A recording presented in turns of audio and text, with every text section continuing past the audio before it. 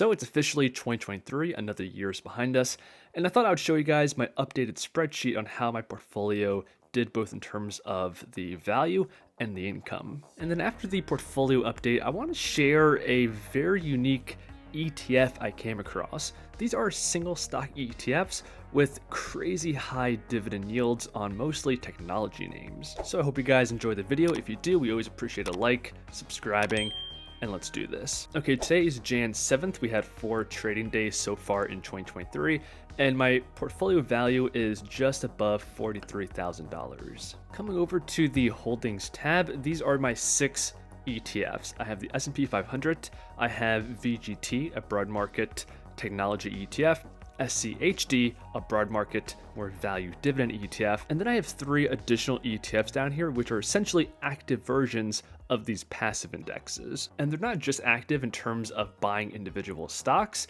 they also write covered calls on those holdings, and that's the main reason why I invest in these. So Divo, for example, has a dividend yield of 4.73. The always popular JEPI has a dividend yield of 11.53%. And finally, BST has a dividend yield of 10.13. And here is my Excel spreadsheet on tracking this portfolio.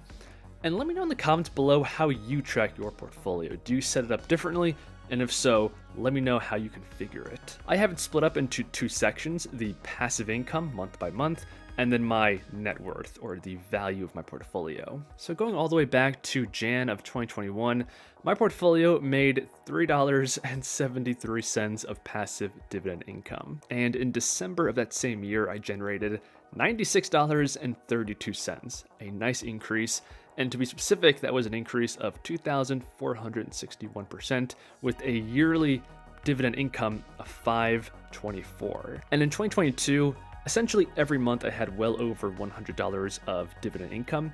That's because this was the year I made that shift away from individual stocks and to that 6 ETF portfolio I just showed you guys that utilizes covered calls and generates a lot better returns and income. So 2022 in total, I generated $1,756 of dividend income, and that was a 234% increase from the previous year. Now, obviously, as my portfolio matures, the growth rate is going to slow down, so I don't expect to maintain a 234% growth rate. The 2 main factors that affect the growth rate is how much you deposit in relation to the overall value, as well as how much your assets are actually increasing their dividend payments. And hopefully by the end of 2023, I will have a growth rate of at least 50%, and that would represent a yearly income of around $2,600. Now, pivoting away from the actual income and the yield to the value of my portfolio, back in 2021, I began with a value of $9,377. 2021 was a good year for stocks. The market ended up in the green by quite a bit, and my portfolio also made significant gains, ending with a value of $35,000. And in total, year to date, I had a value change of positive 275%. Now, 2022 was a much different story when it comes to the month-to-month change. We can see a ton more negative numbers and a high level of volatility. But overall, in that time, I still managed to increase my portfolio value by 27%, going from $33,000 to $42,000. And that was completely due to my deposits as well as my dividend income. Because if you remove my deposits and we just recreate the performance of my portfolio last year, we had a negative CAGR of 15.58%. And that is actually better than the market. In fact, if we add the market here, the market was down a bit more, down 18.71%. And the whole reason for this discrepancy is the high level of dividend income my portfolio generates relative to the rest of the market. So in summary, in 2022, my portfolio generated $1,756 of passive dividend income. My overall net worth increased 27%, and the actual assets within my portfolio went down in value about 15.5%. Okay, but now we have to talk about these crazy single stock ETFs I came across that have insanely high dividend yields. So I guess the first thing to note here is that these aren't the first ever single stock ETFs. These have been thing for quite a while. So usually the point of a single stock ETF is to give you either leverage on a single stock. So the example they gave here is a 2x return on Nike stock. So if Nike goes up 2% in a day, you would go up 4%. You could also be short of a stock. This would give you the inverse performance. So the example here is Tesla. So if Tesla falls by 5%,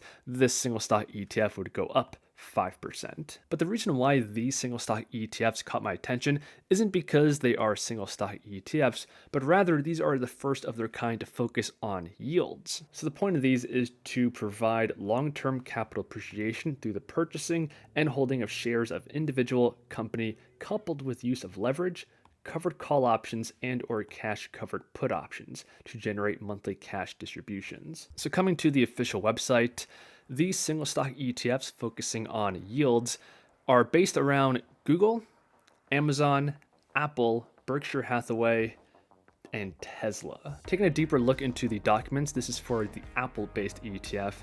It says here, earn monthly yield by investing in Apple with an active covered call strategy and benefit from long-term growth opportunity of Apple shares. So they have a monthly yield. The covered call strategy is on 50% of the portfolio. There's 25% leverage, and they offer things like tax efficiency and currency hedging. As we can see here that the call options are on half of the value. They have a length of less than 1 month, and they're roughly 1 to 4% out of the money. And I gotta say, I do like the idea behind these investments, offering you the long-term price appreciation of these stocks and generating a yield at the same time. But let me know what you guys think of these in the comments below, and would you ever invest in something like this? That's gonna do it for the video. Hope you guys enjoyed. If you did, I appreciate a like, subscribing, and I'll see you guys in the next one.